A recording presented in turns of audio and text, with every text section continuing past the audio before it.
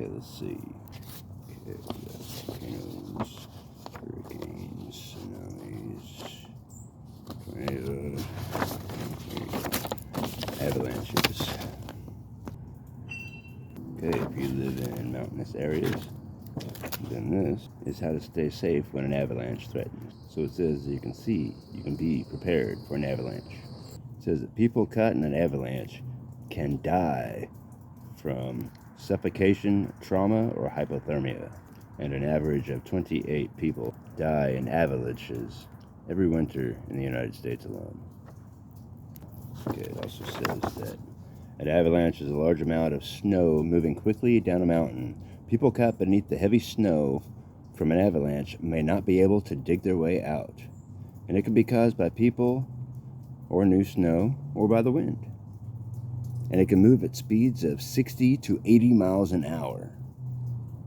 And the peak season is between December and March. So right now is peak avalanche season, in the month of February as I'm recording this. You can protect yourself from an avalanche and get training on how to recognize hazardous conditions and locations to avoid. Learn how to properly use safety equipment and use proper equipment. This should include helmets and materials to create pockets of air if trapped beneath heavy piles of snow, ice, and cold. Seriously. Use devices to support rescue such as emergency radios. You can sign up for alerts on current avalanche dangers. And when you're traveling up mountains, use a guide or familiar with you, and always use the buddy system, as mentioned in the fire safety video previously. Seriously. You can learn about your local avalanche risk by signing up for alerts from the U.S. Forest Service Avalanche Center near you. Your community may also have a local warning system. Learn the signs of an avalanche and how to use safety and rescue equipment. Take first aid training to recognize and treat suffocation, hypothermia, traumatic injury, and shock. Travel with a guide, as I just mentioned, who knows the locations to avoid. Always travel in pairs. Use the buddy system, as I just mentioned. Follow the avalanche warnings that you see on sides of roads or on roadsides. Avalanche warnings, warning signs. Roads may be closed. Vehicles may be advised not to stop on the roadside. Know the signs know the signs of increased danger, including recent avalanches and shooting cracks along pipes. I meant cracks along slopes. I was wondering what that meant. I don't know, I misread it. Anyways, avoid areas of increased risk, like slopes that are steeper than 30 degrees, and areas that are downhill of those steep slopes.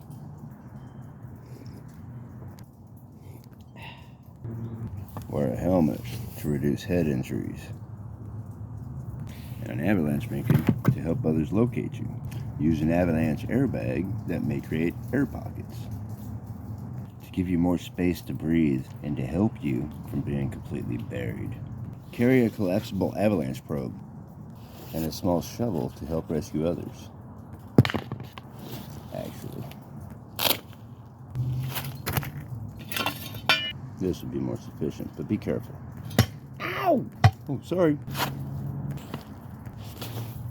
If your partner or others are buried, call 911 or at least shout for help. And then begin to search. Treat others for suffocation, trauma, injury, hypothermia, and shock. Know the signs and ways to treat hypothermia, as I discussed in the previous portion of this video actually. Hypothermia is an unusually low body temperature. Typically, any body temperature beneath 95 degrees is an emergency. And the signs of hypothermia include, as I already mentioned, but I'm going to re-mention it just in case you've never seen that or don't have the opportunity to. Anyways, those signs include shivering, exhaustion, confusion, fumbling hands, memory loss, blurred speech, I'm being serious, and also drowsiness. What action must you take? What should you do? Go to a warm room or a warm shelter. Try to warm the center of the body first. Your chest, your neck, your head, and your groin. Seriously. Keep the person dry. Keep the person dry and wrapped in a warm blanket, including the head and neck. This is the wool blanket from the intro that y'all didn't get to see. And the same candle. Anyways, give them a candle for warmth also. So stay safe, stay warm, and God bless you. Wow, you can really see my breath. That means it's getting cold. Might be candle smoke, actually. No, that's my breath. That's what I was trying to do under the blanket, but as I demonstrated, it was warm to the point where you couldn't see my breath anymore. I went from looking like that to no breath, as you saw in the intro, because I was nice and warm beneath this wool blanket.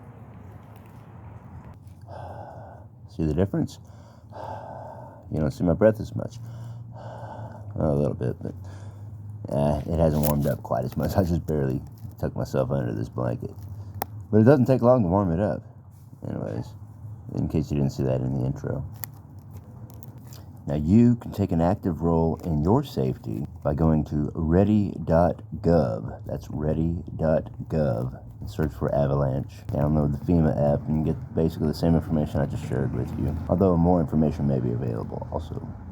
You can get information about preparing for an avalanche.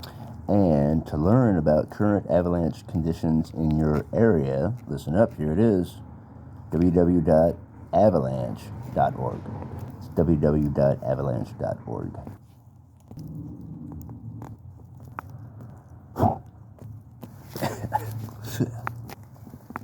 Try not to breathe in the smoke from the candle if you can. It's the only thing about this method.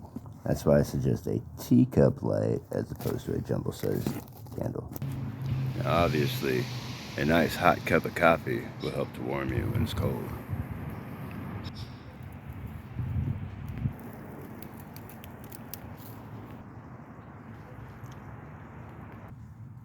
And it's definitely cold. And these icy tree formations are beautiful, but can also be deadly.